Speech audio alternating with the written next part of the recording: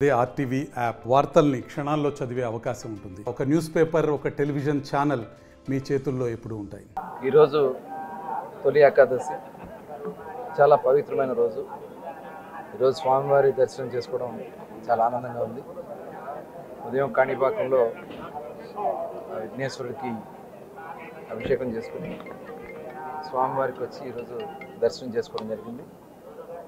రాష్ట్రంలో అందరూ కూడా సుఖ సంతోషాలతో ఉండాలని, ముఖ్యంగా ఈ రాష్ట్రాన్ని గత 5 సంవత్సరాల్లో నష్టపోయిన నష్టాన్ని అంతా కూడా ప్రజలకి ఆనందకరమైనటువంటి పరిపాలన అందించడానికి అన్ని రకాలుగా శక్తులు భగవంతుడు ముఖ్యమంత్రిగా నారా చంద్రబాబు నాయుడు గారికి, అలాగే ఉప ముఖ్యమంత్రి పవన్ కళ్యాణ్ గారికి, మొత్తం రాష్ట్రంలో ఉన్నటువంటి అందరికీ కూడా శక్తులు వాళ్ళని చెప్పి భగవంతుని ప్రార్థించడం జరుగుతుంది.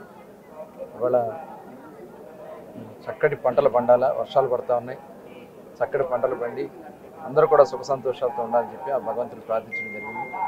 మరొకసారి అందరికీ తొలి ఏకాదశి శుభాకాంక్షలు తెలియజేస్తాం. ఎక్సైజ్ పాలసీ అంతా కూడా స్టడీ చేస్తున్నాం. ఎందుకంటే ఇప్పుడు అంత ఆఫీసర్స్ అంతా కూడా అస్తవ్యస్తం అయిపోయారు.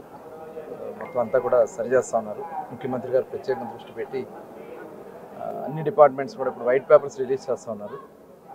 ఈ వైట్ పేపర్స్ ఇప్పటికి దాదాపు 4 రిలీజ్ చేయడం ఉంది. ఇంకో 3 వైట్ పేపర్స్ రిలీజ్ చేయడం జరుగుతుంది. ప్రధానంగా 5 సంవత్సరాల్లో ఈ రాష్ట్రంలో జరిగినటువంటి అరాచకాలు కానీ, అన్యాయాలు కానీ, దోపిడీ కానీ సుస్పష్టంగా ఈ వైట్ పేపర్స్లో అందించడం జరిగింది. పోలవరంలో ఏ రకంగా జరిగింది, ఇరిగేషన్ ప్రాజెక్ట్స్లో ఏ రకంగా జరిగినాయి, అట్లాగే రాజధాని అమరావతిలో ఏం జరిగింది, మైనింగ్ డిపార్ట్మెంట్లో ఏం జరిగింది. World-class infrastructure, eco-friendly campus, broad array of academics. KL, deemed to be university. అదేవిధంగా ల్యాండ్స్లో ఏ రకంగా జరిగినాయి, ఇవన్నీ కూడా ప్రజలకి తెలియజేయాలనే ఉద్దేశంతో శ్వేతపత్రాలు విడుదల చేయడం జరుగుతోంది. ఇంకా ఎక్సైజ్, అలాగే ఫైనాన్స్, ఇంకా మిగతా డిపార్ట్మెంట్స్కి సంబంధించి లా అండ్ ఆర్డర్కి సంబంధించి కూడా రాబోయే 2-3 రోజుల్లో అవన్నీ కూడా రిలీజ్ చేసుకున్న తర్వాత అసెంబ్లీ సమావేశాలు కూడా ప్రారంభం కాబోతున్నాయి. అసెంబ్లీ సమావేశాలు కూడా పూర్తయిన తర్వాత టోటల్గా ఇవన్నీ కూడా ప్రక్షాళన చేసుకోవాల్సినటువంటి అవసరం ఉంది. అన్ని డిపార్ట్మెంట్స్ని కూడా వాళ్ళ స్వార్థ రాజకీయాల కోసం, స్వార్థ సంపాదన కోసం టోటల్ డిపార్ట్మెంట్లన్నీ కూడా భ్రష్టు పట్టించారు, అస్తవ్యస్తం చేశారు, సిస్టమ్ మొత్తం కూడా కొలాప్స్ చేశారు. దానివల్ల రాష్ట్ర అప్పుల పాలైపోయింది. ఇవాళ ఆఫీసర్స్ అందరూ కూడా చాలా దాంట్లో ఇన్వాల్వ్ అయిపోయి వాళ్ళు కూడా వాళ్ళ సచ్ఛిలతను కోల్పోయే పరిస్థితికి వచ్చింది.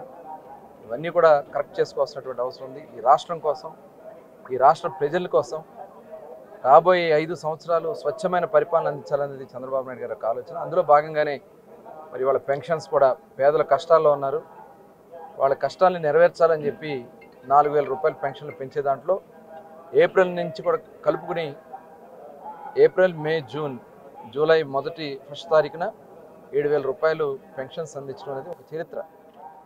దాదాపు 33,000 కోట్ల రూపాయల పైన ఇవాళ ప్రజలకి, ఇవాళ ఎవరైతే పనులు చేసుకోలేరో, వికలాంగులు, వితంతువులు, వృద్ధులు ఉన్నారో వాళ్ళందరికీ కూడా ఈ పెన్షన్ అందించడం జరుగుతుంది.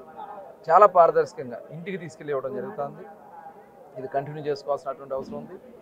అదేవిధంగా మెగా డిఎస్సి మొన్న 3 సంతకాలు, ముఖ్యమంత్రి గారు 5 సంతకాలు ఏదైతే పెట్టారో అవన్నీ కూడా అమలు చేసుకోవాల్సినటువంటి అవసరం ఉంది.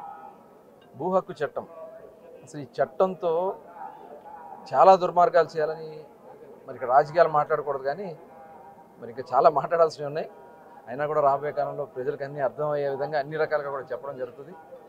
ఈ రాష్ట్రాన్ని కాపాడుకుందాం, మీరందరూ కూడా భాగస్వాములు కావాలి. మీరు ఇచ్చినటువంటి నమ్మకంతో నడవడానికి ముఖ్యమంత్రి గారు ఒక ప్రత్యేకంగా చాలా పారదర్శకంగా ఉండాలనే విధంగా వైట్ పేపర్స్ రిలీజ్ చేయడం జరుగుతుంది.